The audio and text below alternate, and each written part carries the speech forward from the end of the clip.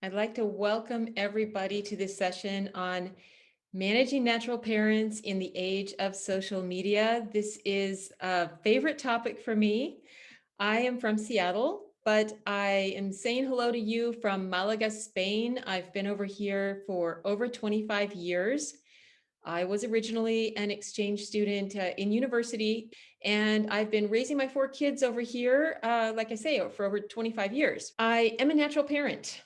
I'm a natural parent in that all of my daughters have done exchanges. Each one has done an exchange in high school, either in France or in French-speaking Canada. And I've got my older girls have done programs in Nepal and in South Korea as well. One has studied in the US as well. So I am a natural parent thanks to this guy. Not just about being a parent, it's his idea to send the kids abroad. He's Spanish, my husband is Spanish. And so this is probably not what I would have done at such a young age, sending my kids so many places, but I have had this wonderful experience of being the natural parent and finding out what it feels like to have your kids abroad for a year at a time when they're in high school, especially. So let's go ahead and dive into this topic. I've been working in exchange for over 10 years now from outside of the United States. And I can see that every year the natural parents are causing more and more stress in these programs. I think natural parents are really burning us out. And so I've spent a lot of time thinking about this problem and working on this problem. And that's what I want to share with you. I'm not claiming to be the world expert or to know everything. I'm just claiming to be a natural mom working in exchange who's prepared over 1,000 Spanish kids. Well, now it's up around 1,500 and their parents for exchanges in the States, but not just that. I've spent time analyzing every year what happens, and I've spent a lot of time working on different solutions, trying different things to make the natural parents better participants in this whole venture. And I've learned a lot. So that's what I want to share with you today. So it's like, I want to just like pose this question to you, whoever you all are out there, is what is up with these natural parents? What is going on with them? These pictures here are supposed to be us working. Working in exchange and trying to cope with the demands of these people who seem to be so present in the programs these days. Now, let's just think for a moment, we had the past, the parents would say goodbye to their children at the airport, and then the contact with the natural parents was very limited. And we're all kind of looking back at those times. And those of us working in exchange, many of us did our exchanges back in those times, and we know that it worked really well. Exchange today is so different. The parents are involved in everything. It seems like they never lose track of their kid. They can access them at any moment. The kids can access the parents at any moment. So things have really changed, and we have to ask ourselves if limiting contact is really a workable solution. I've felt like it's like there's this leaky boat and we're trying to stop it up with our hands, and every time you stop one leak, many more leaks come through. So in other words, you try to limit contact with the natural parents in one way, and they get to school and there's like 1,000 leaks all around them. Everyone's got a device that they can share, and this kid can get in touch with their parents and just continue the conversation. So I'm really questioning whether or not we can continue with this hope and dream of limiting contact. So managing the natural parents today, it's exhausting. It drains resources from the programs. It burns out host families. That makes me feel so bad every time a host family decides they don't want to participate anymore or keep a student because the parents just won't leave them alone. And it alienates schools sometimes. I've seen this happen where the parents become demanding, and it causes problems with a school that wants to participate in exchange. This is a two-part workshop. Part one is, what is the real problem? We're just going to spend some time on this problem, analyzing it, turning it around in our hands and looking at it and thinking about it. And I'm going to ask you to do an activity. And then the second part is, what is the solution? Although I'm not going to pretend that there is a simple solution. I think more like, what are the solutions? So the problem in a nutshell, as I see it, the world has changed. I've had to accept that since my exchange. Youth exchange has changed, whether I like it or not. This idea of limiting the contact, in my opinion, is really impossible. I've tried and tried and tried everything I can, and I'm pretty persuasive. So my theory is that social media, all this contact with their kids, actually makes the parents ill. It's almost like a sickness. It's too much information for their own good. The information is way out of context and distorted by these young news correspondents who have no international experience and are telling them the strangest stories. And the parents are also suffering from a secondhand culture shock. It's much worse than firsthand culture shock. And I did a talk on culture shock yesterday. When you're not in the country, you don't have any chance of going through the adaptation process when there are cultural differences. So secondhand culture shock it's something you can't get over. It's chronic. And once the parents get stuck in this this phase, they have a hard time getting out. So I think that the parents, what they really need is a vaccine. They need an injection of reality. They need multiple injections of reality. They need realistic expectations. They need to know about these programs. They need a kind of vaccine, and they need an ongoing therapy during the program. Now, I know you guys are probably aware that natural parents, when you look at what the natural parents actually get in their home country, it's all commercial information. That's why I've made this website in Spanish, because I realized there is nothing for them except brochures, websites selling them programs. There is no source that I find in Spanish.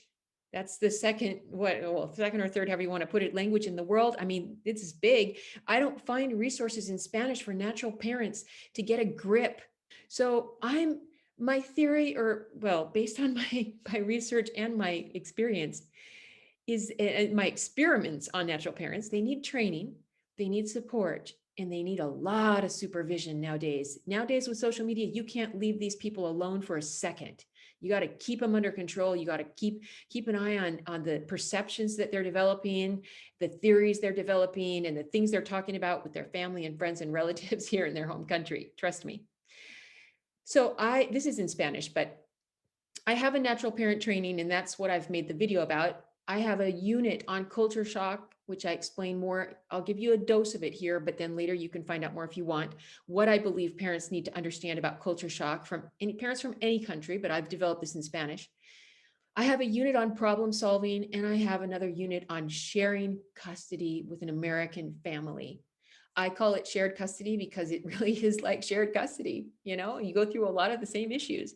So analyzing the problem. We're still on this problem portion of our workshop. So I want to describe to you natural parent behavior in 3 acts when you're dealing with them face to face or ear to ear. Act 1, they call you up and they're more or less reasonable because they believe that you've got the magic wand and you'll pull it out and solve all their problems, right? Act 2 is maybe a few hours later or the next day when they are starting to break down. And I'm not kidding you. They literally are starting to break down. They're not doing well. They may not have slept. They may not be eating well. They're obsessed. They're starting to become obsessed with the problem. Act 3 is when the parents are literally out of control. There is no reasoning with them. They are so emotionally overwhelmed by possibly a problem that has no real significance that it's almost to the point where you don't think you can deal with them, but you have to, and you're concerned about their well-being because they're not doing well. I mean, this can be a situation where you have parents that over simple problems with the host family or some simple problems at school or a behavioral warning, they have not slept for 2 or 3 weeks now, or some simple problem that their child is worried about, and they're up at 3 o'clock in the morning every night trying to deal with this. And then they're thinking about it all day at work. This is when they're at their worst. So I did go through this phase of judging them I will admit, helicopter parents. I call them more like drone parents.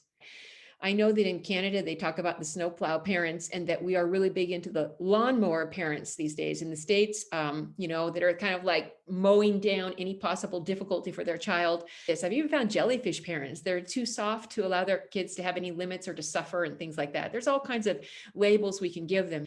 But then I really had to stop. And that was at that like second year of this. The labels were not helping me. They weren't helping me to get to the heart of the problem.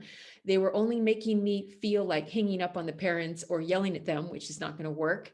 And I knew that to find solutions, I was going to have to draw on all of my resources. I decided to use some of the best things I had learned in journalism and in teaching and training. Especially in journalism. I worked in radio for 6 years, and I've always been amazed at the effect of listening to people. I've noticed that when you start to truly listen to someone, everything changes. So I decided that I was going to apply the listening skills that I used in journalism to interview people on the parents. And I used what I call detective listening. Detective listening is listening because you really want to get to the heart of it and taking notes. So for all these years, I've been taking notes on all the parent calls. I have a huge box full of all the notebooks and all the notes that I've taken. And then I would take time sometimes to read over them, to analyze them. And I did a lot of research. I'm also a cross-cultural trainer, and that was very helpful to try to put some of these things into perspective, some of the misperceptions they had, what are the cultural elements here to try to understand better. As I listened to the parents and explored their experience, what I realized is that the parents are subjected to this 24/7 reality show. And I know it's going to be hard to have empathy for them and to say, oh yeah, they're subjected to it. They could just turn it off. If that's your child there, I can guarantee you it's really hard. I'm a pretty tough parent. All my kids did really well on exchange, partly because of the experience I have.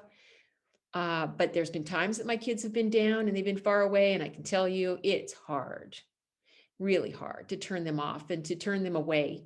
As a parent, you are faced with an awful dilemma. What if you're wrong? Most of the parents have this feeling that if I just turn this off without getting to the bottom of it, maybe I'm wrong and something really bad happens to my kid. All right. So it's easy to say they should just turn it off, but it's this reality show featuring their child, and it's there all the time. And the kids are calling them at the worst moments. So the parents go into this mode of sort of what's going on, something's not right, I'm not feeling good about this. And their big problem is what is normal.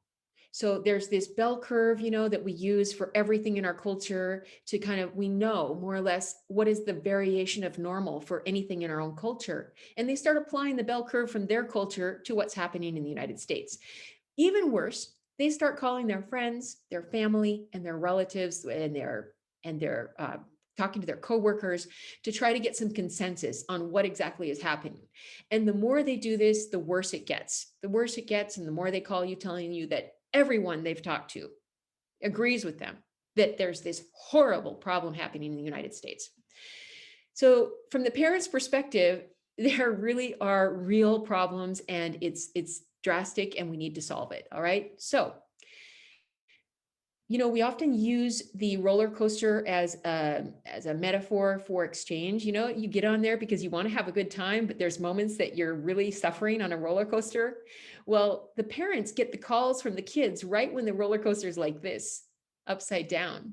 And it just stays with them, and every time there's a turn in the roller coaster like that and the kids want to get off and they're freaking out, that's when they call the parents. So my conclusion really is this, that the parents have this overdose of information way out of context and the secondhand culture shock, and that's where we have to focus our attention. No matter how hard we try, we can't get them to disconnect from their kids. And so this is where we have to focus all of our efforts. So the solution is, in my opinion, it's this vaccination program. And it's a matter of identifying what it is that the parents need to know for us to take them from that worst case scenario up to their best. So let me show you what I've actually done, and I'll explain to you the kind of results that I'm getting. Hold on a second. This is all mixed up. There we go. All right.